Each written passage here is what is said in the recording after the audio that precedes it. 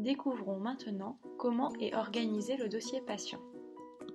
J'accède au dossier patient en cliquant sur « Profil ».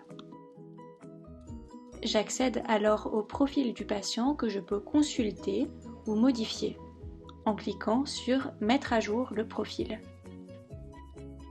Je choisis si mon patient est suivi en aigu ou après la phase aiguë, si son dossier est partagé dans les structures de soins et si la surveillance est déléguée. Viennent ensuite les critères d'inclusion pour l'étude Procoseco et la possibilité de télécharger la fiche d'information patient. Les rubriques suivantes me permettent de rentrer les antécédents de mon patient. La dernière partie me permet de vérifier les caractéristiques psychosociales permettant un maintien à domicile. Un dernier clic sur « Mettre à jour le profil » et le tour est joué. À noter, l'icône jaune indique la présence de réponses à risque dans le dernier questionnaire patient. En descendant sur la page, je peux voir la date et l'auteur de la dernière consultation.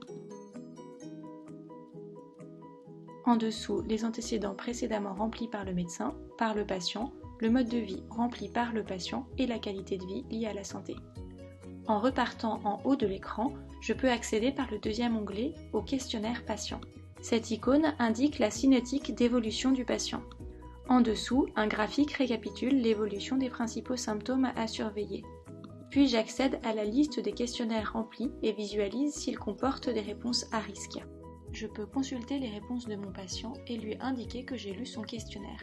Cela déclenchera l'envoi d'une notification par email. Au sein du questionnaire, le symbole jaune ou rouge me permet de visualiser facilement les réponses de mon patient considérées comme critères d'alerte.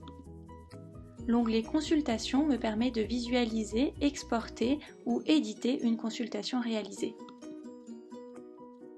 Enfin, le dernier onglet permet de créer une nouvelle consultation. Le formulaire de consultation est assez complet pour l'étude Procoseco, mais peut être utilisé de façon très libre pour tous les autres patients. Vous pouvez rentrer la date des premiers symptômes.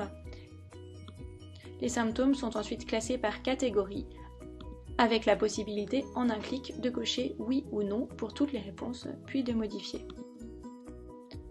Ici, une zone pour noter votre examen clinique. Après la clinique, vous pouvez noter les examens complémentaires réalisés, le parcours de soins, s'il existe des complications et lesquelles, la notion de comptage, et enfin vos décisions de prise en charge. La date de réévaluation notée ici apparaîtra dans le tableau de bord de suivi des patients. La dernière partie vous permet de saisir des notes de consultation en texte libre. Et n'oubliez pas d'enregistrer votre consultation. Vous pouvez ensuite l'exporter en PDF pour l'intégrer à votre logiciel métier. À partir de la deuxième consultation, le formulaire est pré-rempli avec les réponses précédentes. Un encadré au début me permet d'indiquer en quelques clics que la situation n'a pas évolué, notamment pour les patients de l'étude Procoseco.